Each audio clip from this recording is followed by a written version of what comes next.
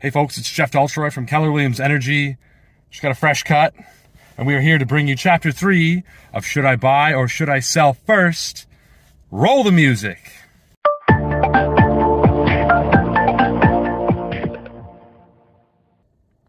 Okay, so last week, we talked about the profile of somebody who should potentially be out looking to purchase a home before they sell their current home.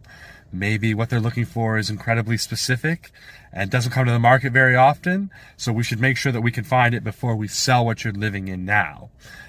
In that circumstance, we want to make sure that they take a very modest approach to the value of their current home, and we discussed why last week.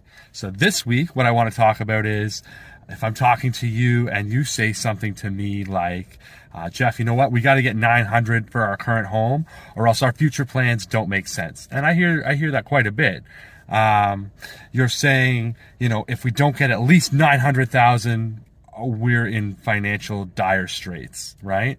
And we're looking at the comparable homes in your neighborhood, and they're selling for $875. The one up the street, say, went for $900.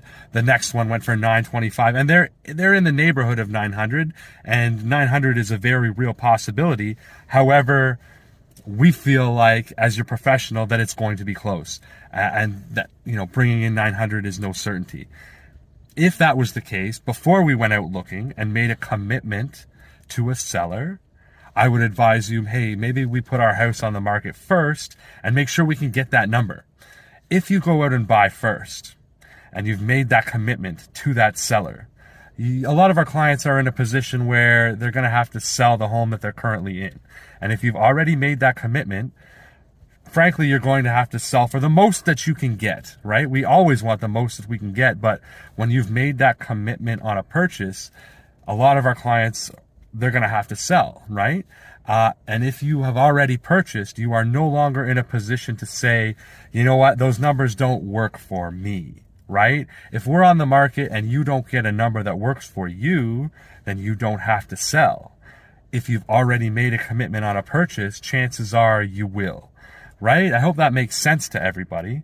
And there are different factors to consider. Sometimes you can go into a purchase, and it's very rare, but you can go into the purchase with a condition of selling your home first.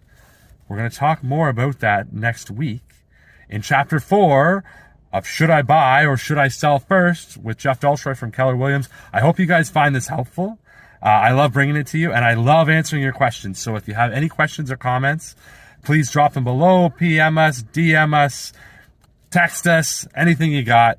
We'd love to answer your questions. I hope you all have a great day. Jeff Daltroy, Keller Williams Energy.